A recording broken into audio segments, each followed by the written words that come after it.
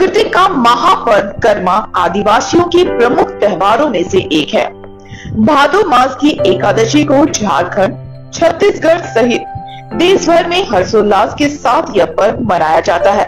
इस पर्व की एक अनोखी कहानी है जो प्रकृति से जुड़ी है। कर्मा पर्व की कहानी 7 भाई और 7 गोतनी पर आधारित है।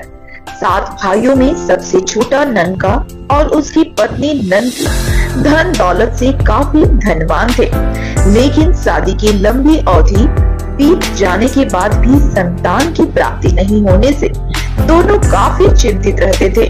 एक दिन ननका को स्वप्न में गांव देवती प्रकट होती हैं, जिन्होंने उन्हें कर्मा की पूजा करने की सलाह देती हैं, जिसके पश्चात दोनों पति पत्नी भादो एकादशी तृतीय शुक्ल पक्ष के दिन 7 समुंदर पार से कर्मा की डाली को लाकर पूरे विधि विधान से पूजा अर्चना करते हैं और संतान प्राप्ति की कामना करते हैं।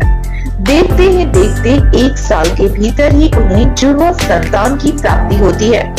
कर्म और धर्म करने के अनुरूप संतान की प्राप्ति होने को लेकर दोनों पति पत्नी ने बड़ा पुत्र का नाम कर्मा और छोटा पुत्र का नाम धर्मा रख देते हैं। दोनों भाई बहुत मेहनती और दयावान थे। वहीं कर्मा की पत्नी अधर्मी और दूसरों को परेशान करने वाली विचार की थी, यहाँ तक कि धरती माँ का भी अपमान कर देती थी, जिससे कर्मा बहुत दुखी हो गया और वह एक दिन घर छोड़कर चला गया। कर्मा के जाते ही पूरे इलाके के कर्मों किस्मत उसके साथ चला गया। पूरे इलाके में अकाल पड़ गया। सभी जीव जंतु परेशान रहने लगे। इसको देख धर्मा अपने भाई कर्मा को ढूंढने निकल गया।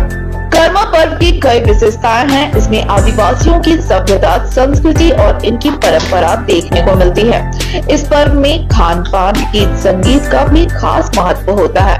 भादो माह के आगमन के साथ ही लोगों के दिलो दिमाग में कर्मा गीत का परवान चढ़ने लगता है। कर्मा पूजा भाई बहनों के अटूट रिश्ते को दर्शाती है।